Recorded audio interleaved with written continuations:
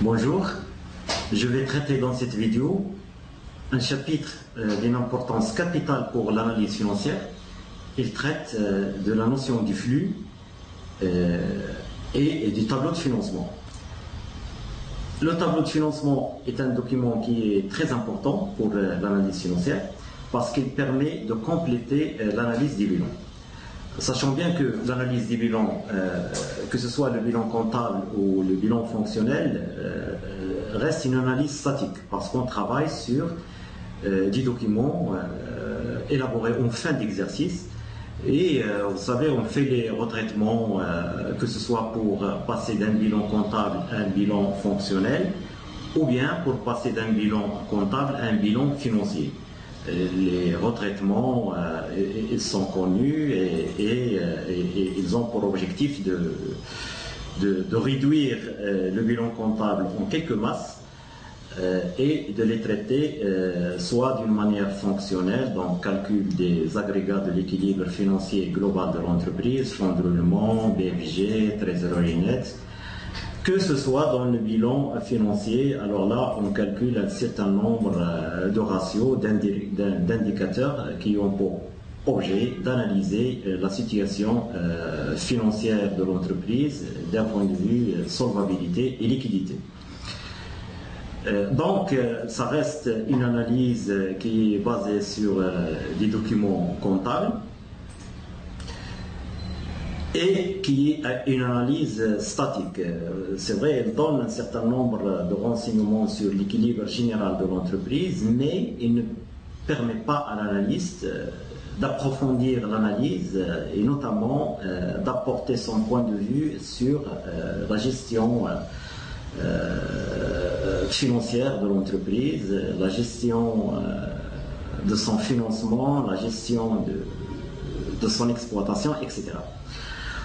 Pour ce faire, pour avoir cette analyse-là, donc l'analyste aura besoin d'un outil qui va lui permettre de cerner les flux financiers qui ont traversé l'entreprise durant un exercice. Donc c'est cette notion de flux qu'on va traiter dans ce dernier chapitre et notamment à travers le tableau de financement. C'est un document qui présente beaucoup de difficultés pour les étudiants et je comprends à partir de mon expérience cette difficulté comme étant tout simplement une méconnaissance des comptes qui composent le tableau de financement. Donc la présentation que je vais faire devant vous, il insiste beaucoup sur l'explication des composants des tableaux de financement, l'explication de son élaboration, son interprétation et les calculs, on va les voir par la suite, parce que si on comprend la signification de ce tableau, si on comprend les besoins auxquels il répond, alors là, ça facilite son élaboration et ça facilite son calcul. Je présente maintenant le tableau de financement. Donc c'est un document financier qui est obligatoire, autant que le bilan et le CPC, donc il est obligatoire, et qui vise à comparer deux bilans, le bilan d'ouverture et le bilan de clôture, afin de mettre en évidence les variations des ressources de financement et l'emploi qui en a été fait. Ça veut dire que le tableau de financement, c'est l'outil qui va nous permettre d'expliquer comment, à partir d'un bilan d'ouverture, qui est le bilan de la clôture de l'année précédente, on est arrivé à un bilan de clôture. Donc, quels sont les flux de financement et d'investissement qui se sont intervenus durant cette période entre les deux bilans, un bilan d'ouverture et un bilan de clôture.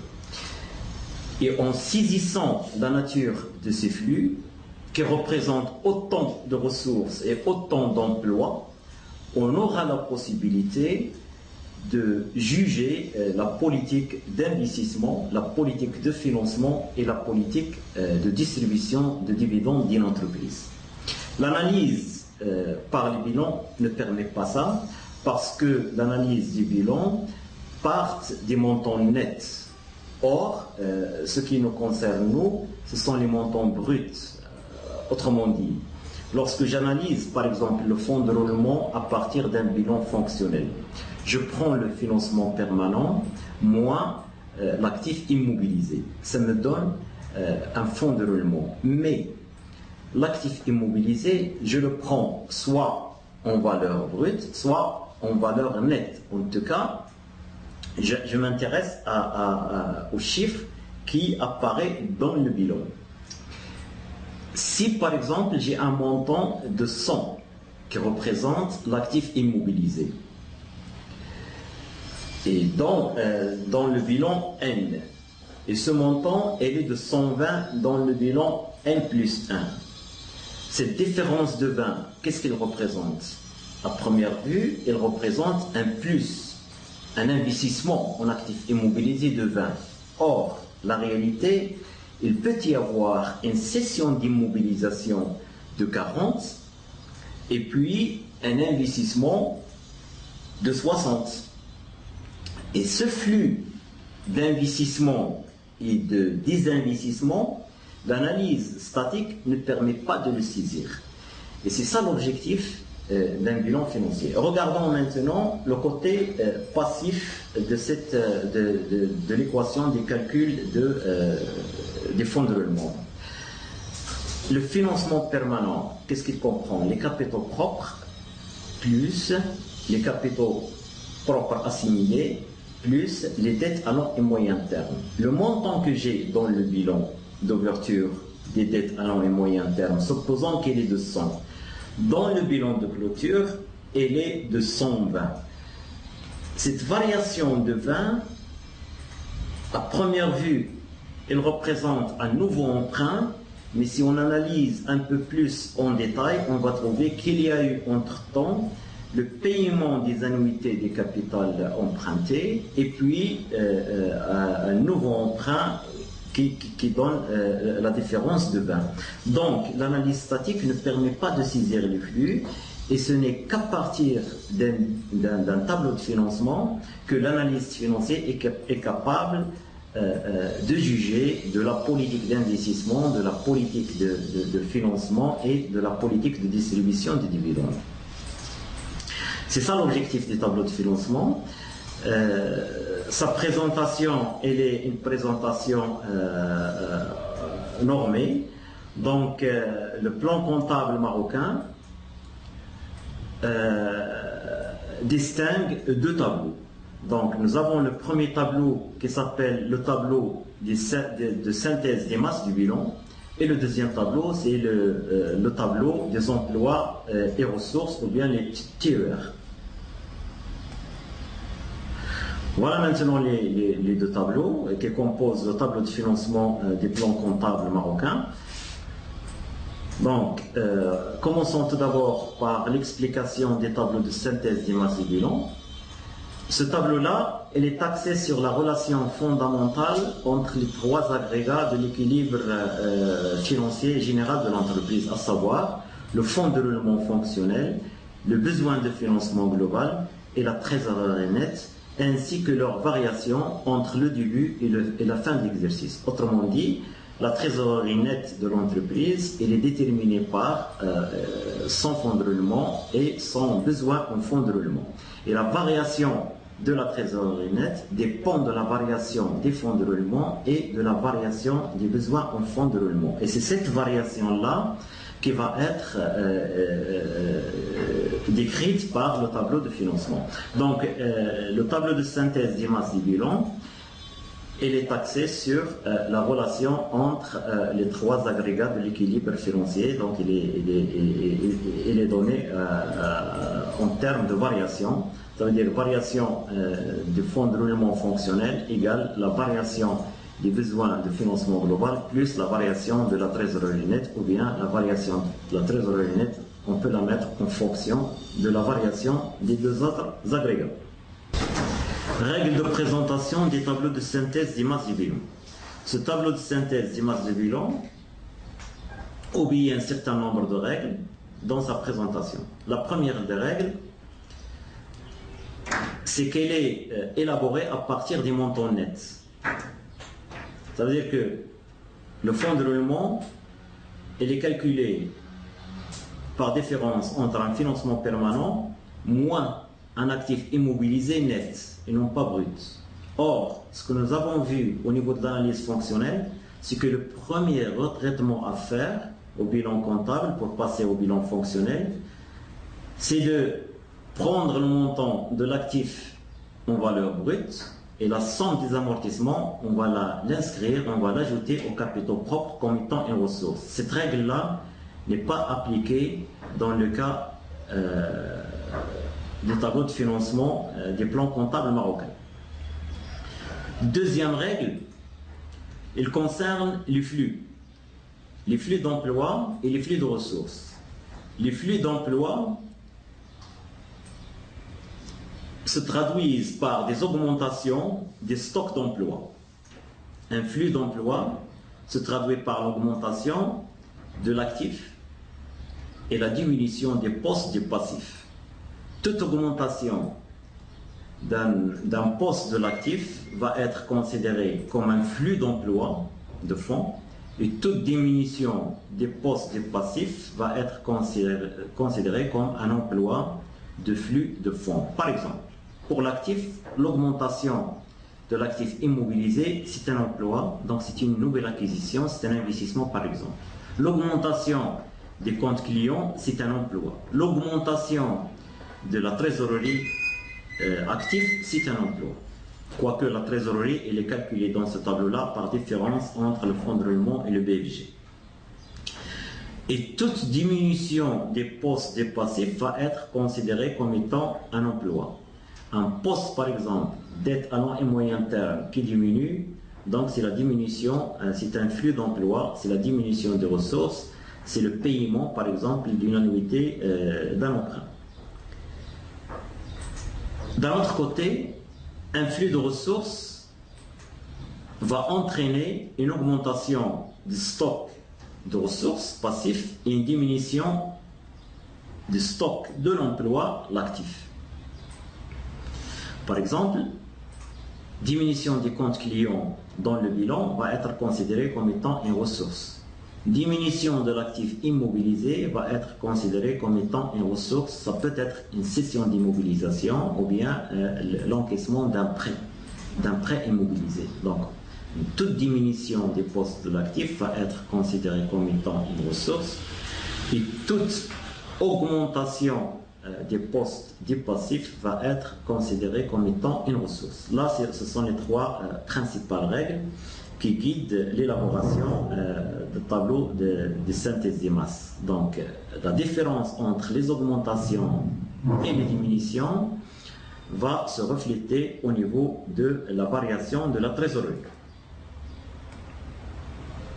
Nous avons là un exemple, un extrait du tableau de financement des cas qui est présenté à l'étude. Remarquons que les montants qui figurent dans les deux premières colonnes, ce sont les montants nets et non les montants bruts.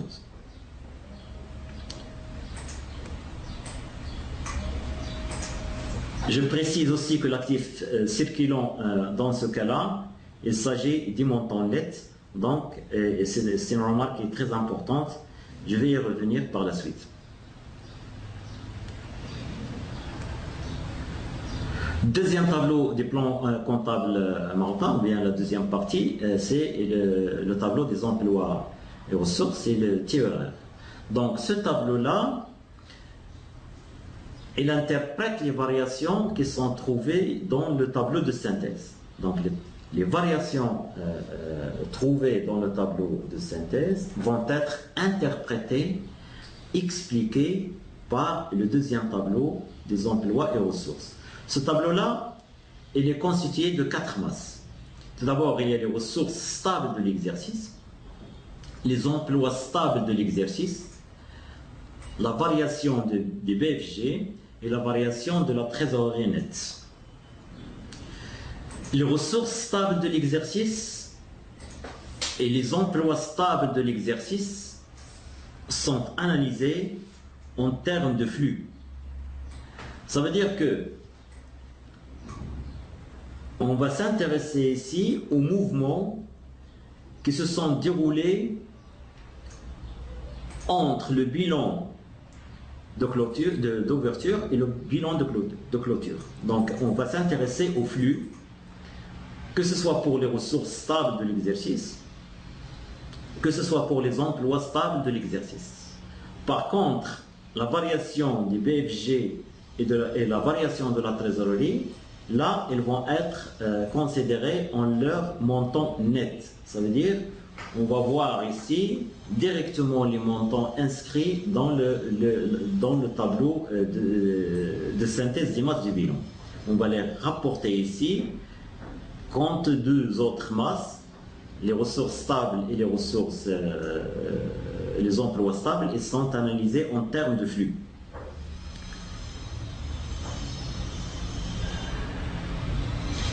Et c'est à partir de l'analyse des flux d'emplois stables et des ressources stables qu'on va pouvoir par la suite interpréter la politique de financement, d'investissement et de distribution de dividendes de l'entreprise.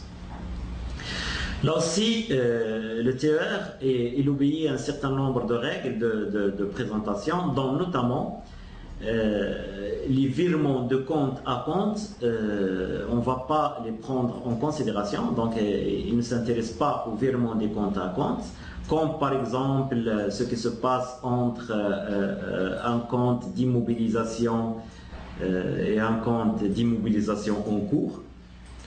Là, si c'est un virement de compte à compte, donc on ne va pas le prendre en considération. Comme par exemple l'intégration des réserves dans le capital. Donc là, c'est un virement de compte à compte, donc ça ne se traduit pas par un flux financier.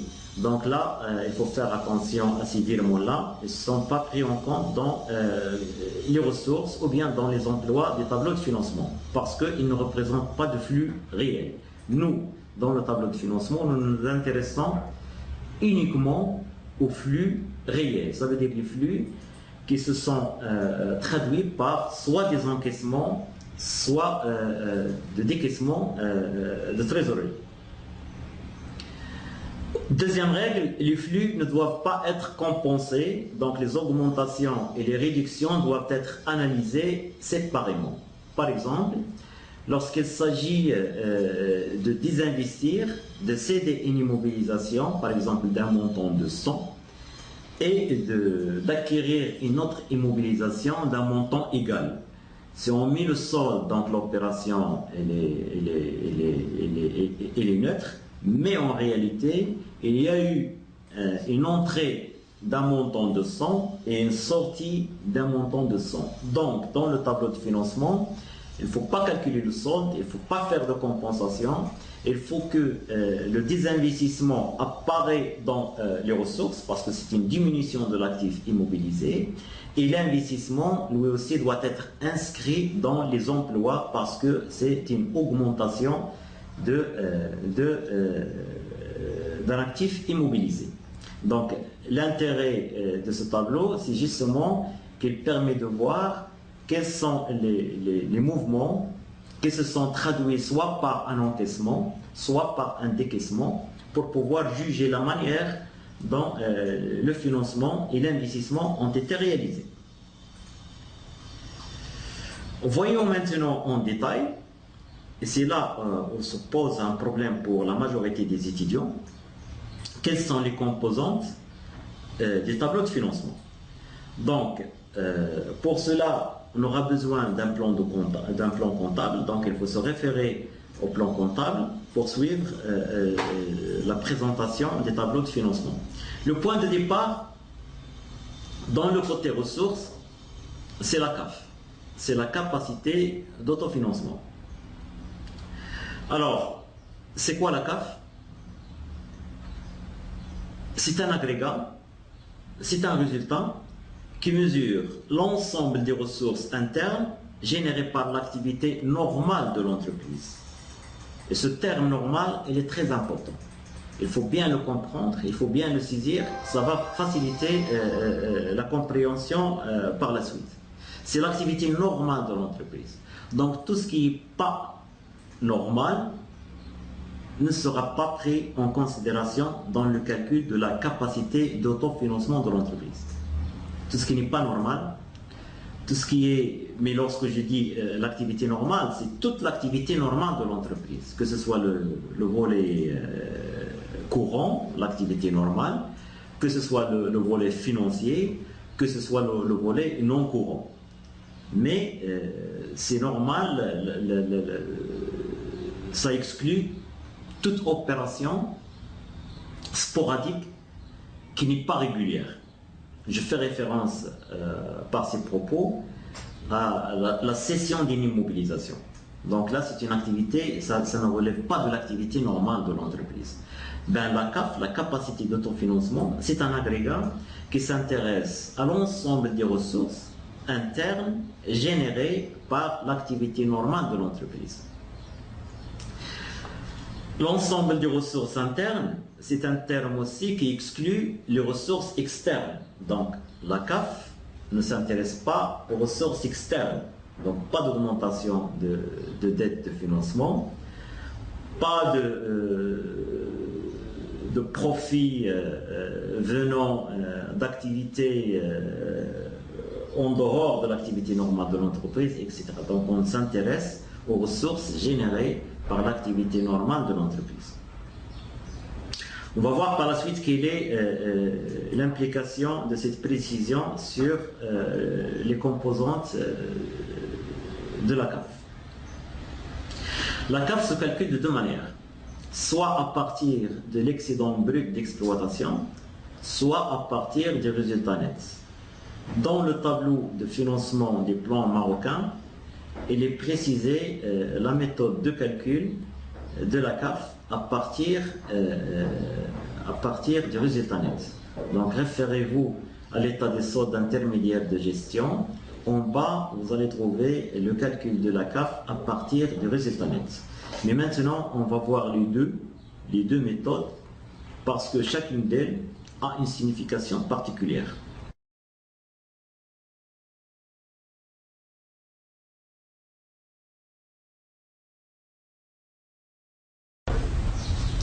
Voyons maintenant la première méthode du calcul de la CAF à partir de l'excédent brut d'exploitation. Donc là, c'est la méthode, je dirais, c'est la plus difficile, mais c'est la plus explicite. Donc, il touche la vraie source de la CAF, mais il pose un certain nombre de problèmes, notamment de compréhension des comptes qui composent cette égalité-là. CAF égale l'excédent brut d'exploitation ou bien entendu l'insuffisance brute d'exploitation. Je vais ajouter tous les produits encaissables et je vais retrancher toutes les charges décaissables. Alors, pour les produits, pour les charges décaissables, ce calcul ou cette méthode soustractive ne va s'intéresser qu'aux charges qui sont effectivement décaissées. Autrement dit, tout ce qui est charge calculée, ça ne va pas être pris en considération dans ce calcul. Référez-vous à l'état des soldes de gestion et vous allez voir que l'excédent brut d'exploitation, il est calculé avant les dotations. Donc, ces dotations-là, je ne vais pas les prendre en compte dans le calcul de la CAF. Je vais m'intéresser uniquement aux charges qui se sont traduites par un flux financier et aussi, je ne vais m'intéresser que produits qui se sont traduits par un flux financier. Donc, toutes les charges calculées, tous les produits calculés ne vont pas être pris en considération. Donc, les charges décaissables, à partir de l'excédent brut d'exploitation. Les charges décaissables sont les autres charges d'exploitation, sont les charges financières et sont les charges exceptionnelles ou bien non courantes, et c'est l'impôt sur le résultat. Donc là, ce sont toutes les charges décaissables qui restent à retrancher à partir de l'excédent brut d'exploitation.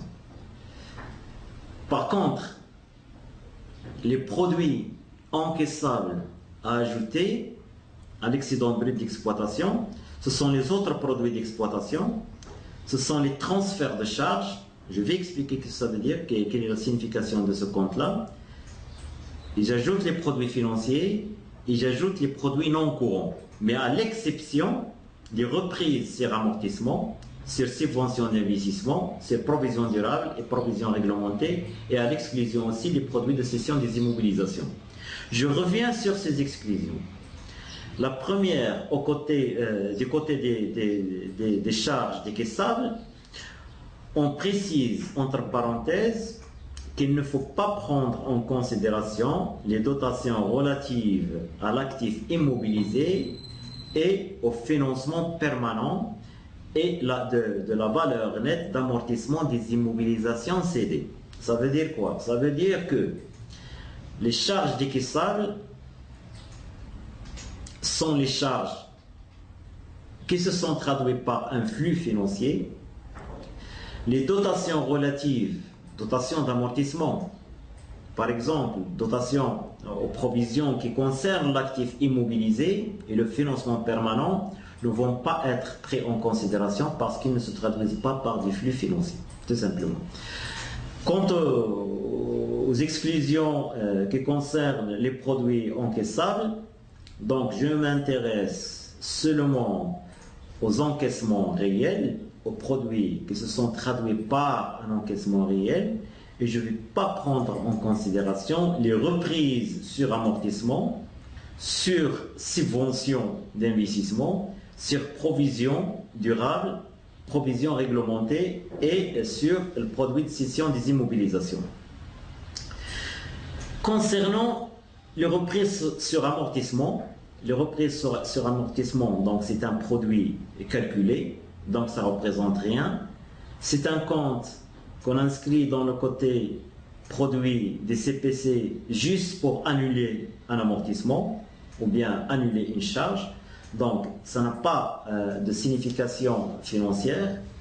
Les subventions d'investissement, je l'ai expliqué au début de notre cours. Donc, il y a un mécanisme comptable qui va nous permettre d'inscrire d'année en année une partie des subventions d'investissement pour l'inclure dans le résultat, pour annuler une charge d'amortissement. Là aussi, c'est un produit qui est un produit calculé, ça ne représente pas de flux financier.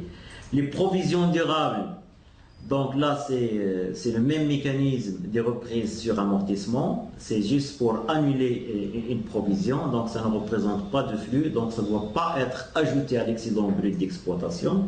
Mais les produits de cession des immobilisations, là, il faut préciser qu'on prend ici le prix entier, donc pas le résultat, pas la plus-value ou la moins-value, mais le prix de cession entier de l'immobilisation concernée, qui représente, dans notre cas, un vrai flux financier. Donc le prix de cession, c'est un prix, c'est de l'argent, c'est un flux de trésorerie positif, mais on l'exclut des produits encaissables parce que tout simplement, parce que la CAF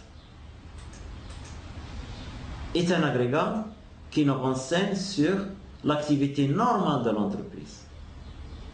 C'est un agrégat qui concerne l'activité normale de l'entreprise.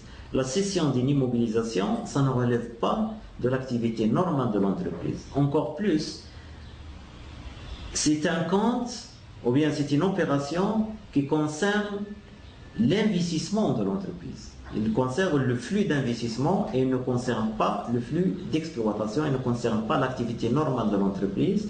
Donc c'est pour ça qu'on va l'éliminer carrément des produits encaissables et on va la retrouver dans les ressources des tableaux de financement côté ressources. Donc la CAF, elle est calculée à part le prêt de cession des immobilisations, donc on va les retrouver dans les ressources des tableaux de financement, et aussi on ne va pas prendre en considération la valeur nette d'amortissement des immobilisations cédées côté charge décaissable.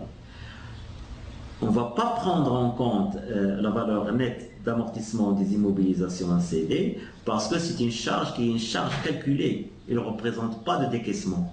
Donc c'est normal qu'il ne faut pas la tenir en considération pour le calcul de la CAF à partir de l'excédent brut d'exploitation. Ça ne représente pas de flux financier. Donc on élimine valeur nette d'amortissement des immobilisations cédées côté charge décaissable. On ne va pas la prendre en considération. Et aussi, on ne va pas prendre en considération le prêt de cession des immobilisations parce que même s'il est un flux de trésorerie positif, il ne concerne pas l'activité normale de l'entreprise. On va le retrouver dans le tableau de financement, mais comme étant une ressource stable. C'est un flux qui a concerné l'exercice, mais qui concerne l'activité de financement et d'investissement et non pas l'activité normale de l'entreprise. Reste d'abord à expliquer un peu qu'est-ce que l'excédent brut d'exploitation. Avant tout, l'excédent brut d'exploitation, c'est un agrégat qui met en évidence la rentabilité d'exploitation générée par l'activité indépendamment des conditions de son financement, des contraintes fiscales et des renouvellements de l'outil d'exploitation. Donc si on se réfère au tableau des états des soldes de gestion, on va retrouver que l'excédent brut d'exploitation est égal à la valeur ajoutée, moins rémunération des salaires, moins les impôts et taxes sur la production, plus les subventions d'exploitation. Ça veut dire quoi? Ça veut dire que c'est un résultat qui va nous permettre d'analyser l'activité normale de l'entreprise, de juger son rentabilité indépendamment de comment cette activité elle a été financée et indépendamment de la politique d'amortissement. Autrement dit, je m'intéresse à la rentabilité d'une entreprise, mais en ne prenant pas en compte comment cette entreprise a financé son actif immobilisé. Est-ce que c'est par capitaux propres? Est-ce que c'est par dette à long et moyen terme? Et aussi, indépendamment de sa politique d'amortissement. Parce que, prenons par exemple la politique d'amortissement. L'amortissement, généralement, c'est une charge déductible, qui s'inscrit dans le côté C du CPC. Cette charge va diminuer le résultat, d'exploitation en tout cas. Il diminue le résultat d'exploitation, c'est une charge d'exploitation. Prenons aussi les frais financiers.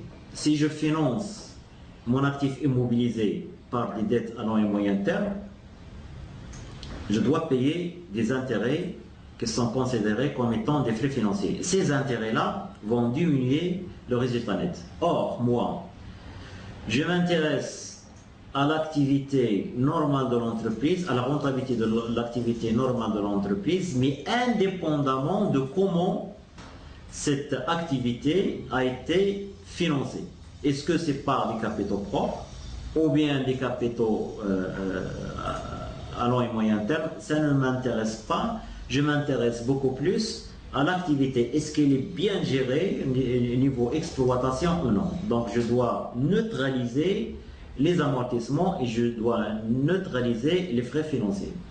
Et c'est sur cette base-là que je peux juger effectivement de la qualité de management de l'actif.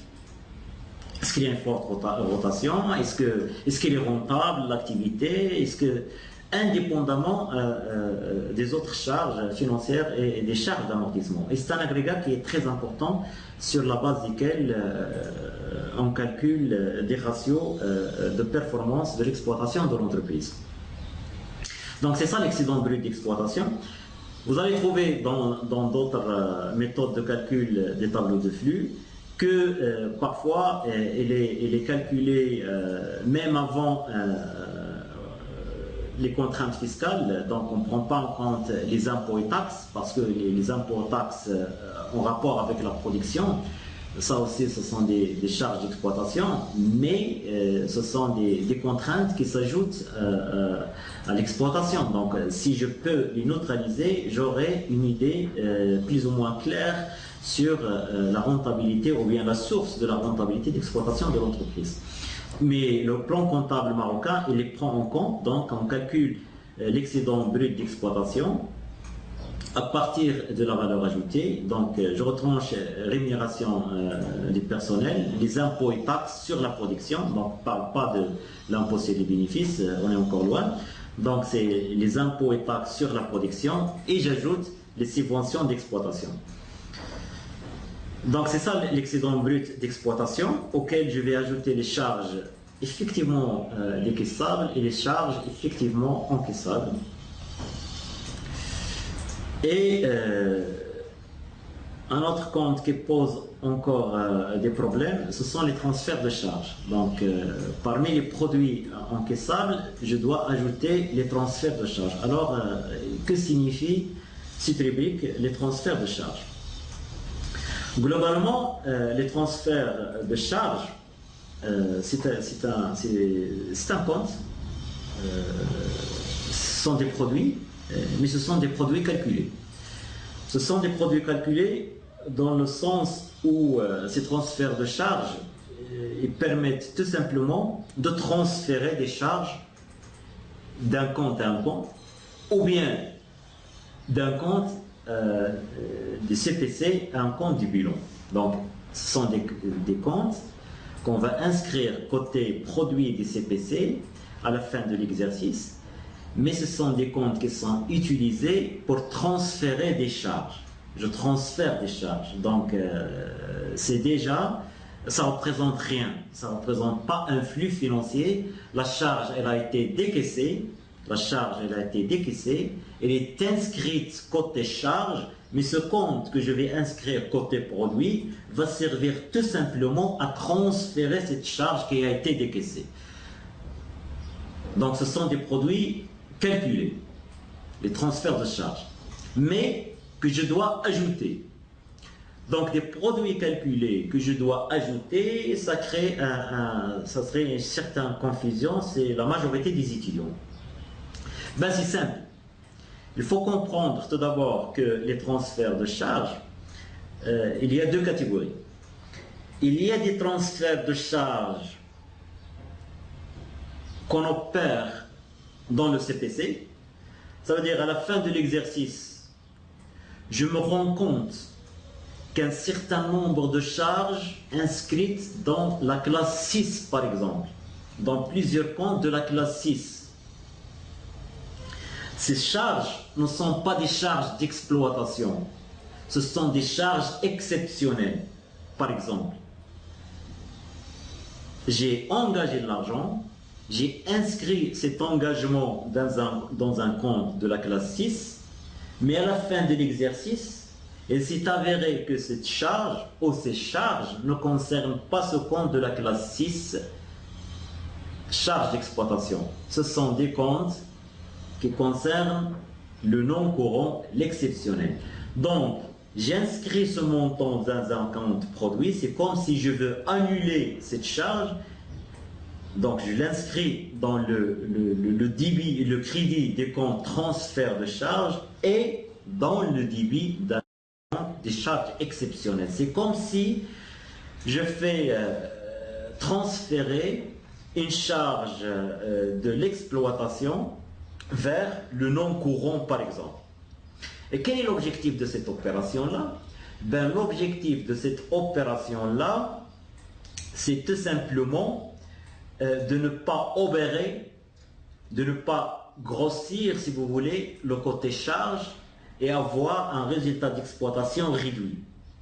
Donc, pour améliorer cette visibilité, pour donner cette vision comme quoi le résultat d'exploitation est bien, il faut diminuer les charges et les réinscrire dans un autre compte de charges exceptionnelles, charges non courantes, par l'intermédiaire de ce compte transfert de charges. Donc c'est un compte transitoire qui est utilisé tout simplement pour transférer une charge d'un compte à un autre compte dans le CPC. Et sur le plan diagnostic financier, cette opération a pour objectif d'améliorer la visibilité et des résultats d'exploitation de l'entreprise. Ça, c'est un point. Là, cette catégorie de transfert de charges ne nous concerne pas dans le tableau de financement. Donc, c'est un transfert de compte à compte dans le CPC qui n'a pas d'incidence sur le tableau de financement. C'est pas un flux réel. Donc c'est pas un flux réel. Par contre, il y a une autre catégorie de transfert des charges qui concerne le CPC et le bilan. Ça veut dire que dans le CPC, j'ai engagé des charges, elles sont inscrites dans la classe 6. Mais c'est avéré que ces charges-là ne concernent pas un seul exercice, ils concernent plusieurs exercices. Des actions de promotion, par exemple. J'ai fait des actions de promotion. J'ai fait des études de marché. Ce sont des dépenses que je vais inscrire dans les comptes appropriés. Mais cette action de promotion, elle ne concerne pas que cet exercice. Elle concerne plusieurs exercices. Donc la charge, elle est lourde pour cet exercice-là, parce qu'il concerne et l'exercice et les autres exercices. Donc, qu'est-ce que je fais? Je prends seulement la part qui concerne l'exercice, comme la technique de l'amortissement, la part qui concerne cet exercice, et le reste de cette charge, je vais le transférer dans le bilan. Par l'intermédiaire de quoi? Par l'intermédiaire d'un compte de transfert de charge. Donc, la charge, elle est inscrite dans le côté charge des CPC. Je vais mettre un autre compte produit, ce moment-là, où je vais inscrire le montant de la charge engagée qui ne concerne pas cet exercice. Donc, c'est le côté crédit. Donc, c'est un produit calculé. Et la contrepartie de ce crédit-là, je vais la retrouver dans le bilan, charge à répartir sur plusieurs exercices. Donc les charges à répartir sur plusieurs exercices qui sont inscrites dans l'actif immobilisé, ce sont inscrites, activées, ce sont des charges activées par l'intermédiaire d'un compte transfert de charges. Et ce compte de transfert de charges, finalement, qu'est-ce qu'il a fait? Il a repris la charge qui a été engagée, qui est inscrite dans le CPC, et il a transféré dans le bilan. Donc la charge, elle est déjà engagée côté charge. Je mets dans le côté produit un compte transfert de charge. C'est un produit calculé qui n'a pour rôle que de transférer cette charge vers l'actif du bilan. Donc, à ce moment-là, ces charges-là concernent le tableau de financement. Parce que c'est un flux de trésorerie qui ne concerne pas l'activité normale de l'entreprise. Il concerne l'activité normale de l'entreprise, mais seulement une partie de cette dépense qui va concerner l'exercice en cours, et le reste va être considéré comme étant un investissement. Donc c'est comme si l'entreprise a investi dans des actions promotionnelles. C'est une charge qui est lourde pour un exercice, donc ça dépasse l'activité normale. Donc je vais prendre seulement la partie qui concerne cet exercice et le reste, je vais le transférer dans le bilan et je vais considérer ce flux-là comme étant un flux d'investissement. Et c'est pour ça que cette deuxième catégorie-là, des produits calculés, doit être rajoutée à l'excédent brut d'exploitation pour annuler l'impact des charges qui ne relèvent pas de l'activité normale de l'entreprise. Donc, deux catégories de transfert de charges. Une catégorie qui concerne tout simplement le virement de compte à compte dans le CPC et une deuxième catégorie qui concerne effectivement un flux financier mais que je vais transférer des CPC vers un compte de l'actif immobilisé. Et bien entendu, par la technique de l'amortissement, chaque année je vais transférer une partie de cette charge-là à répartir sur plusieurs exercices. D'ailleurs, c'est une charge que je dois répartir sur plusieurs exercices parce qu'il ne concerne pas un seul exercice.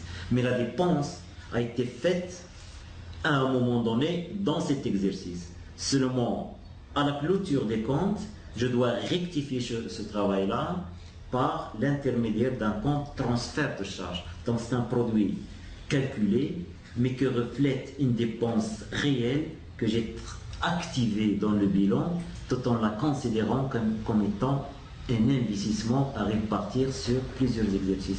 Si maintenant on comprend la signification de ce compte transfert de charge, ça facilite l'élaboration de la CAF à partir de l'excédent brut d'exploitation et ça simplifie aussi sa compréhension et son élaboration.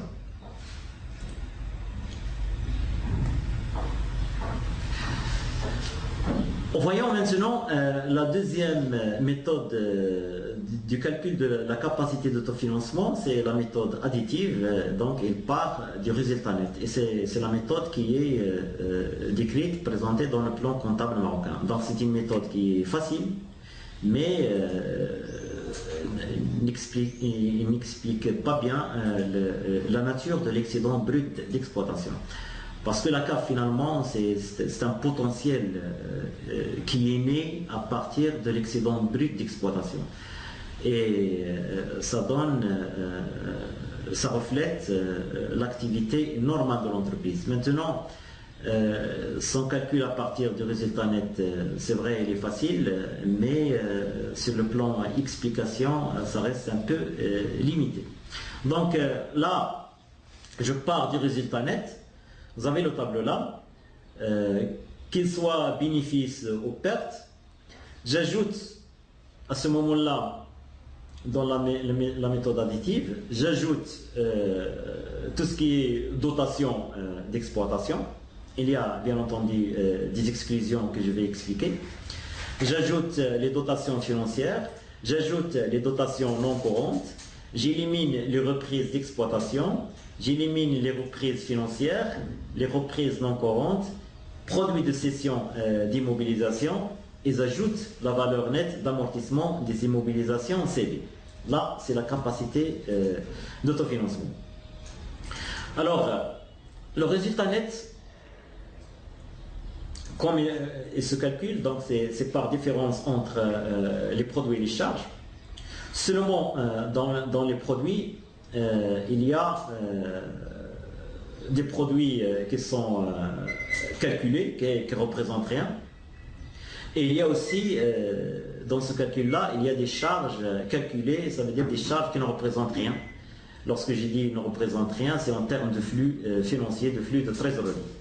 Une charge dotation d'exploitation, ce sont des charges calculées. Les amortissements, par exemple, ne représentent pas un flux financier, mais ils ont été éliminés pour le calcul de résultat net.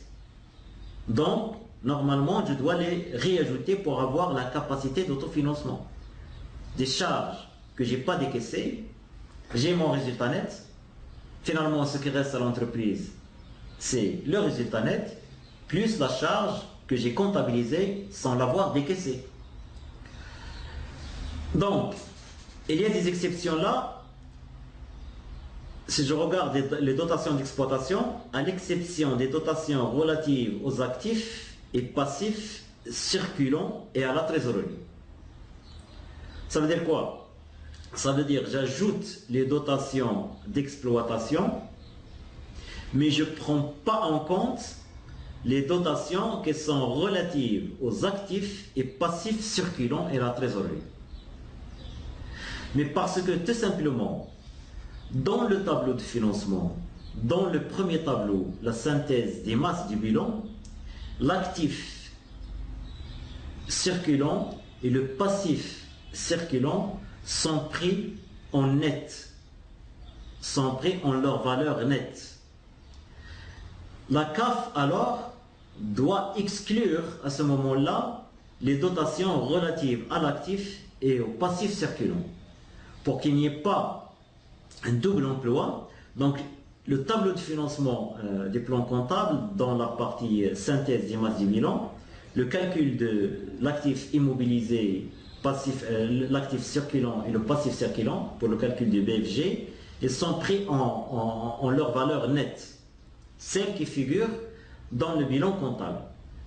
Vous avez l'extrait du cas, vous allez voir que le montant de l'actif, le montant de passif qui ont servi au calcul de BFG sont des montants nets. Donc, la CAF ne doit pas prendre en considération, ne doit pas ajouter les dotations aux amortissements en rapport avec l'actif et le passif circulant. Et c'est la même remarque pour le reste. Donc, j'ajoute dotation d'exploitation à l'exclusion des dotations relatives à l'actif et au passif circulant. J'ajoute les dotations financières, dotations non courantes, et je retranche les reprises d'exploitation et la même exclusion. Donc, les reprises sont des produits calculés, il ne faut pas les prendre en considération. Donc, j'ai ajouté quelque chose au résultat net, mais finalement, ça ne représente rien, donc je dois le retrancher, c'est normal. Pour les produits des cessions d'immobilisation, donc là, je vais les considérer comme étant des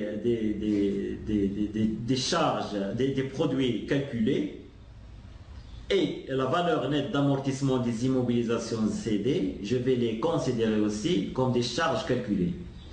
Mais la raison pour laquelle je ne dois pas prendre en considération les produits de cession d'immobilisation, c'est le fait qu'ils ne relèvent pas de l'activité normale de l'entreprise. Donc, je vais les retrouver dans les autres rubriques des tableaux de financement.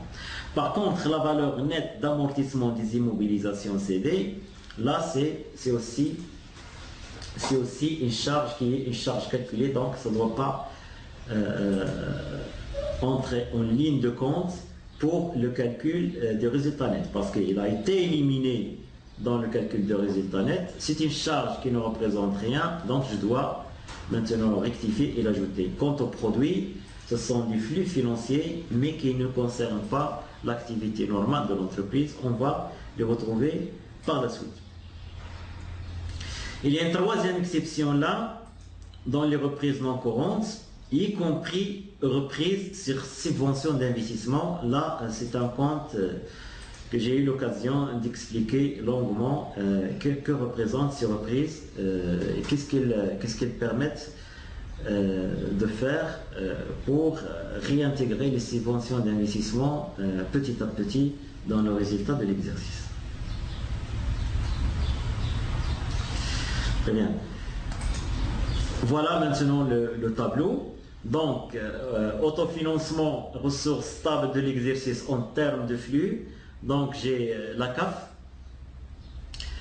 De la CAF, je vais retrancher la CAF calculée soit d'une manière ou d'une autre, donc ça donne le même résultat, de laquelle je vais soustraire la distribution des dividendes. Mais dans d'autres présentations des tableaux de financement, vous allez trouver la distribution des dividendes, non pas de ce côté-là, non pas à ce niveau-là, mais plutôt au niveau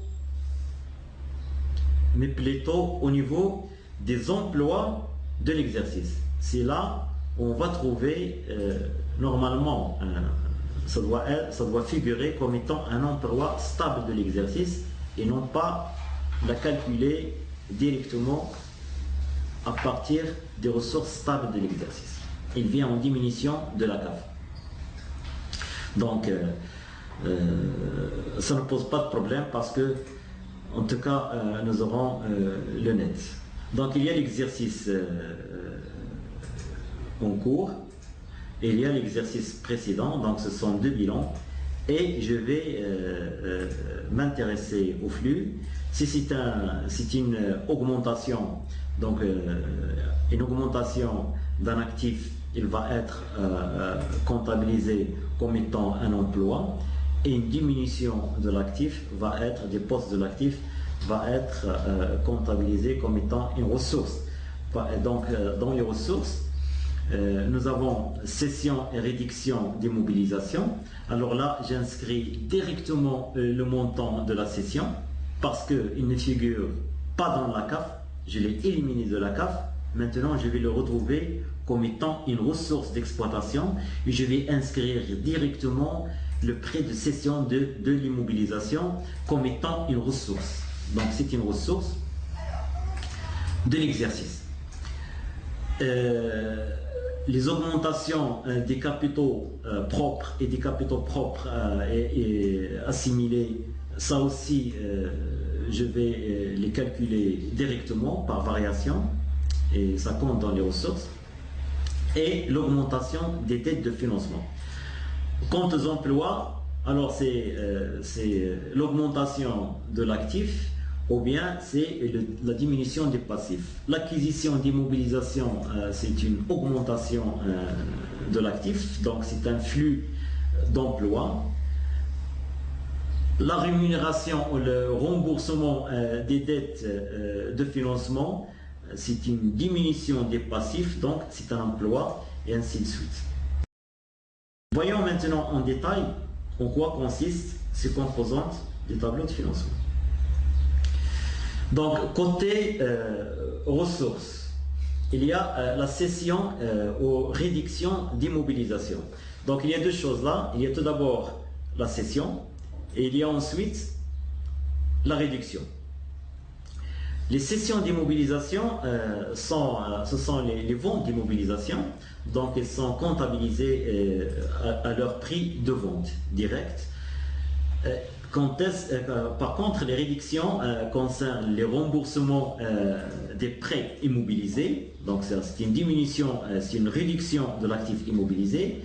Il concerne aussi les dépôts et cautionnements, compte dépôt et cautionnement. Donc lorsque il est remboursé, c'est une diminution, donc c'est une ressource. Et tout ça, ça concerne l'exercice. On n'inscrit pas dans les ressources des TF les réductions qui résultent de virements de poste à poste ou de compte à compte, tels que les immobilisations en cours vers le poste immobilisation concerné, ou bien les avances sur immobilisation vers le compte immobilisation concerné. Et là, ce sont des réductions qui ne représentent pas du flux financier, mais qui représentent tout simplement des virements de compte à compte. Donc, il faut faire attention à cette précision-là. Deuxième grande catégorie de ressources, c'est l'augmentation des capitaux propres. Alors là, seules les augmentations en numéraire, en nature, qui sont prises en compte, y compris les primes d'émission. Donc la prime d'émission, pour les augmentations du capital en numéraire, en nature, elles sont prises en considération. Et aussi, on ne prend en considération que la partie qui est souscrite, appelée et libérée en même temps. Donc, partie souscrite, appelée par le conseil d'administration et libérée effectivement par les souscripteurs qui est prise en considération. On n'inscrit pas dans le TF les augmentations de capital par incorporation de réserve, donc c'est un virement de compte à compte. Si je remarque que le compte augmentation du capital a été augmenté seulement par incorporation de réserve, donc ça ne doit pas être pris en considération parce que c'est juste un virement de compte à compte, ça ne se traduit pas par un flux financier positif. Et aussi, il y a un petit retraitement à faire en ce qui concerne la réserve de réévaluation, qui est un compte en bas des capitaux propres, du capital social. Et cela, il représente la réévaluation de l'actif immobilisé. Prenons par exemple un terrain inscrit en valeur d'origine à 100, mais c'est avéré que cette valeur a été multipliée par 2 ou par 3. Donc, on crée un compte réévaluation de l'actif, réserve de réévaluation, donc d'un montant qui correspond à l'augmentation de l'actif immobilisé. Donc, l'actif immobilisé, il représente maintenant pas 100 mais 300. Donc, les 200 sont inscrites dans la réserve de réévaluation. Donc, ce travail-là, il faut le rectifier pour élaborer un tableau de financement. J'élimine, j'ignore la réserve d'évaluation et j'inscris l'immobilisation concernée en sa valeur avant réévaluation. Donc là, c'est un travail qu'il faut faire chaque fois qu'il y a cette réserve de réévaluation. Donc il faut rectifier et revenir à la situation avant réévaluation. Aussi, il y a comme ressource stable de l'exercice les subventions d'investissement. Donc, ça représente un flux financier positif. Donc, c'est une ressource stable de l'exercice. Donc, j'y inscris toutes les subventions obtenues ou à obtenir par l'entreprise au cours de l'exercice.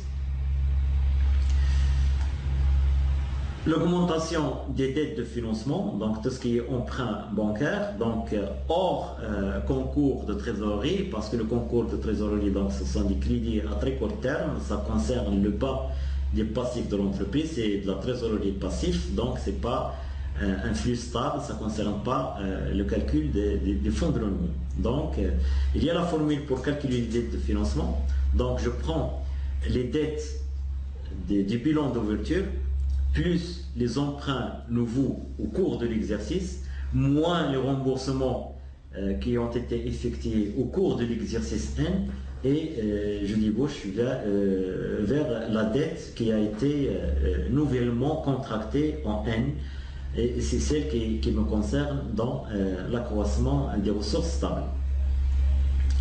Donc de cette relation, on déduit à la fois le montant des emprunts nouvellement contractés, comme je peux en déduire les remboursements qui ont été effectués au cours de l'exercice. Ça va être inscrit dans le côté dépenses, les emplois. Alors, deuxième volet, maintenant des tableaux des TER, ce sont les emplois stables. Donc dans les emplois stables, qu'est-ce qu'on trouve en général? En premier lieu, les distributions des dividendes, ça veut dire les dividendes qui sont versés au cours de l'exercice qui nous concerne et qui proviennent de l'exercice précédent. Parce qu'à la clôture de l'exercice, dans le bilan, qu'est-ce qu'on trouve? On trouve le résultat net. Donc avant distribution, mais ce résultat net de l'exercice N-1, il va être distribué au cours de l'exercice N. Mais moi, j'ai un exercice N-1 où le résultat net, il figure avant répartition. Dans le bilan de clôture, j'aurai une autre situation. Donc, c'est en comparant le bilan d'ouverture et le bilan de clôture que je peux dégager quel était le montant des dividendes qui ont été distribués sur la base du résultat net de N-1. Donc, durant l'exercice N, ce qui va être distribué, ce sont les dividendes en rapport avec le résultat net de l'exercice N-1. Et c'est cette distribution qui va intervenir dans l'exercice N qui va me concerner dans le tableau de financement de l'année N. Parce que c'est un flux financier sortant qui s'était intervenu durant l'exercice N, même s'il concerne le résultat net de l'exercice N-1 et ainsi de suite. Donc, le résultat la distribution des dividendes, l'emploi dans la distribution des dividendes de l'exercice N, il concerne le résultat net de l'exercice N-1 et ainsi de suite. Donc vous avez la formule pour calculer ce dividende s'il n'est pas donné. Donc je prends le résultat N qui est égal au résultat N-1 moins la variation des réserves et le report à nouveau. Parce que comme vous le savez, le résultat net, une partie doit être affectée à la réserve légale jusqu'à un certain pourcentage du capital social. Une autre partie peut être affectée aux réserves facultatives. Une autre partie va être distribuée et le reste va être inscrit dans le report à nouveau. Maintenant, si je compare les postes concernés par la répartition des résultats nets, je peux en déduire le montant du dividende qui a été servi, qui a été distribué aux associés durant l'exercice N. Ça, c'est la première catégorie des emplois stables. Deuxième catégorie, c'est l'acquisition et l'augmentation des immobilisations. Là aussi, c'est un emploi stable. Alors, on prend en compte là les nouvelles acquisitions. Pour certaines présentations, vous allez trouver qu'on prend aussi en compte les immobilisations financées par Crédit Bail, même s'ils n'apparaissent pas au bilan, donc ce sont des comptes hors bilan. Je dois les ajouter dans l'actif immobilisé et leur contrepartie va se retrouver dans les dettes à long et moyen terme. Donc je vais considérer comme si cette immobilisation financée par Crédit Bail fait partie du patrimoine de l'entreprise et sa contrepartie va figurer dans les dettes à long et moyen terme, comme quoi elle a été financée par un financement externe. Et à ce moment-là, les redevances des Crédit Bail vont être concernées comme étant des amortissements. Et je vais de l'emprunt et je vais faire le calcul sur cette base. Mais ce travail-là n'est pas pris en compte dans le tableau de financement des plans comptables marocains. Si maintenant on veut améliorer la lisibilité de ce tableau-là, on peut faire ce genre de retraitement des crédits bail.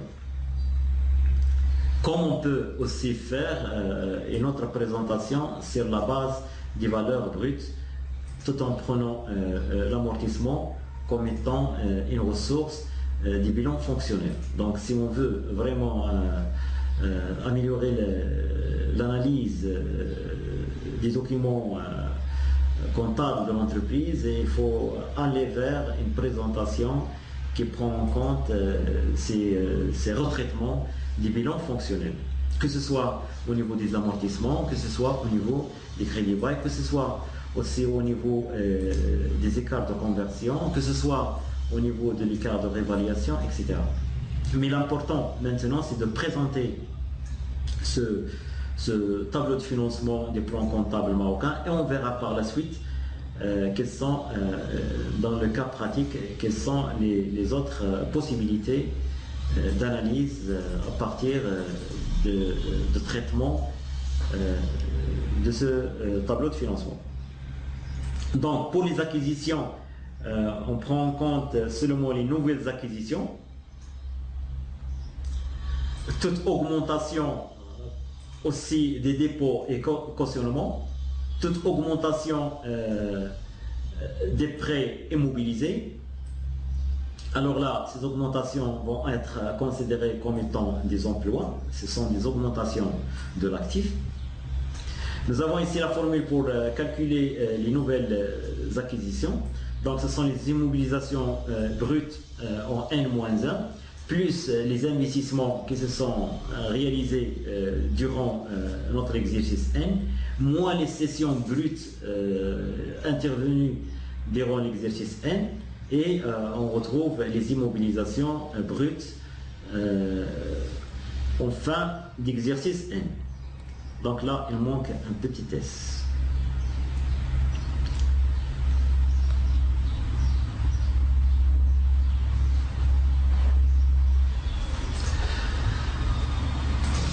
Par la suite, je dois prendre en compte aussi comme emploi stable le remboursement des capitaux propres, qui signifie tout simplement les prélèvements effectués par les actionnaires sur les fonds propres, chose qui est très très rare.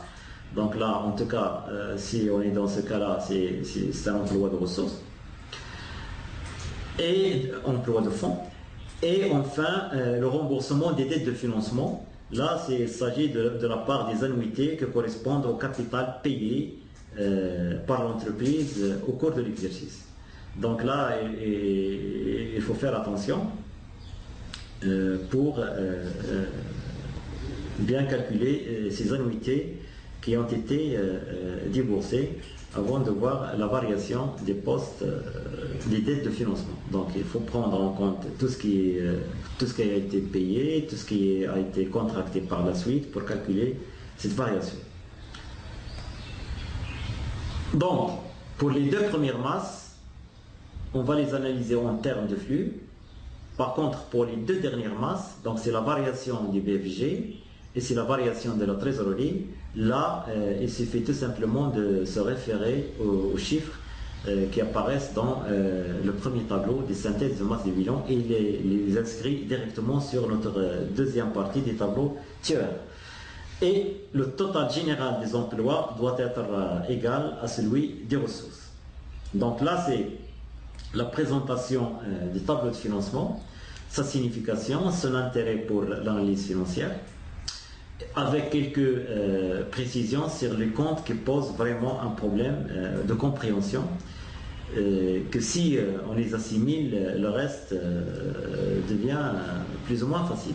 Maintenant, au niveau de l'interprétation, des tableaux de financement,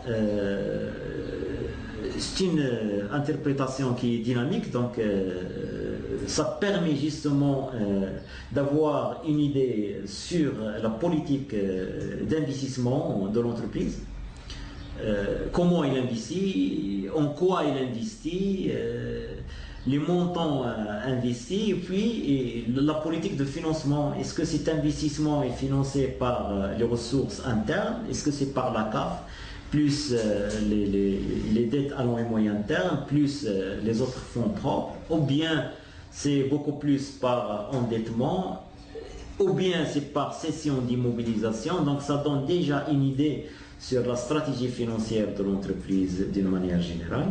Ça donne aussi une idée sur la distribution des dividendes, quelle est la politique poursuivie par cette entreprise, est-ce que l'avantage, la répartition, ou bien c'est une politique de rétention des bénéfices dans l'objectif d'investir, et nous aurons des éléments sur cette politique-là, et ainsi de suite. Donc ça permet cette analyse dynamique, mais à travers les flux, et surtout, on est devant 3 ou 4 bilans, tableaux financiers des mêmes entreprises. Alors là, la situation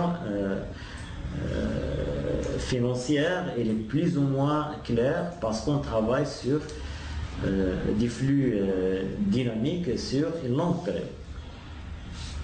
Donc, au niveau de l'interprétation, ça permet ça, mais aussi ça permet de faire une analyse par les ratios qui concerne notamment le risque financier de l'entreprise, le risque de faillite. Donc, on prend par exemple les flux de financement, on les met sur les investissements et on voit qu'est-ce que cela représente, quelle est la manière dont ces investissements sont financés. On prend par exemple le financement propre sur l'investissement avec son BFR et on voit qu'est-ce que le financement propre couvre comme investissement et ainsi de suite. Si on s'intéresse par exemple à la capacité de remboursement des dettes, on peut mettre les dettes financières stables sur la CAF et on a des normes sectorielles, des normes bancaires. Ça doit être par exemple inférieur à 3 ou à 4 années. Ça veut dire que les dettes financières ne doivent pas être très importante par rapport à la CAF. Et on s'intéresse aussi à la capacité d'autofinancement sur l'ensemble des remboursements. Ça ne doit pas dépasser un chiffre de 2. Donc les remboursements ne doivent pas représenter une grande part de la CAF et ainsi de suite. Donc ça permet cette vision globale et ça permet d'appliquer aussi l'analyse par les ratios sur les résultats de ce tableau de financement. Donc voilà, là c'est la présentation des tableaux de financement, c'est l'explication des comptes qui posent un problème de calcul. Et c'est le sens qu'il faut donner à l'interprétation de ces résultats. Tout ça, on va le voir prochainement à partir de notre cas qui est présenté à l'étude. Merci beaucoup.